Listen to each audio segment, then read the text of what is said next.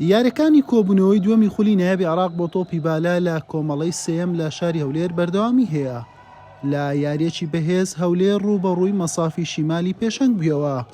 کوڕانی پایتەخت تۆڵەی دۆڕانەکەیان لە بەغداد کردەوە و با سێ گێمی پاک بە ئەنجامەکانی 26-24، 25-21 و 25-21 لە مەسافی شیمالیان بردەوە و پێشەنجی کۆمەڵەکەیان لێوەرگرت.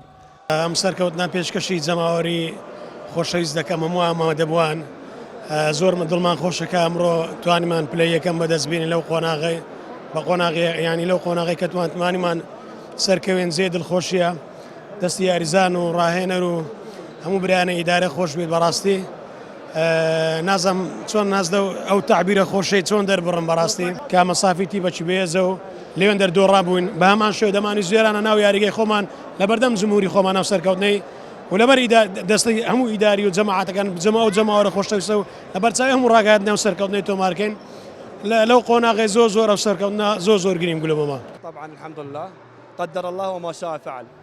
بێگومان سوپاس بخوا هەموو شتێک بەویستی خوایە و ئەوەش کە ویستی لێبێت هەر دەبێت. بێگومانەوە کاردانەوەی بردنەوەکە ئێمە بوو لە بەغداد سێ بەهیچ. ئەم هاندەرە خۆشەویستانە هاتوبوون و یاریەکان خۆشتر کرد.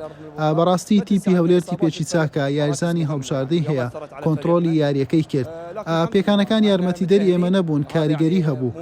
ئێمە سەرکەوتین بۆ قۆناغی داهاتوو کار بۆ پاڵانێتی ڕۆژاوای ئاسیا و قۆناغی هەشت و چارگۆشەی زێڕینیان پاڵانتێش دەکەین. لە یاریەکی دیکەی هەمان کۆمەڵە دەغارە بە سێ گێمی پاک لە ئەسناعی بردەوە. بەمەش هەولێر بە 4 سەرکەوتن و 12 خاڵ هاتە پێشەنجی کۆمەڵەکەی. مەسافی شیمالیش بە 4 سەرکەوتن و 11 خاڵ لە خانەی دووەمە. دەغارە 6 خاڵی هەیە و سناعەش تاکە خاڵێک.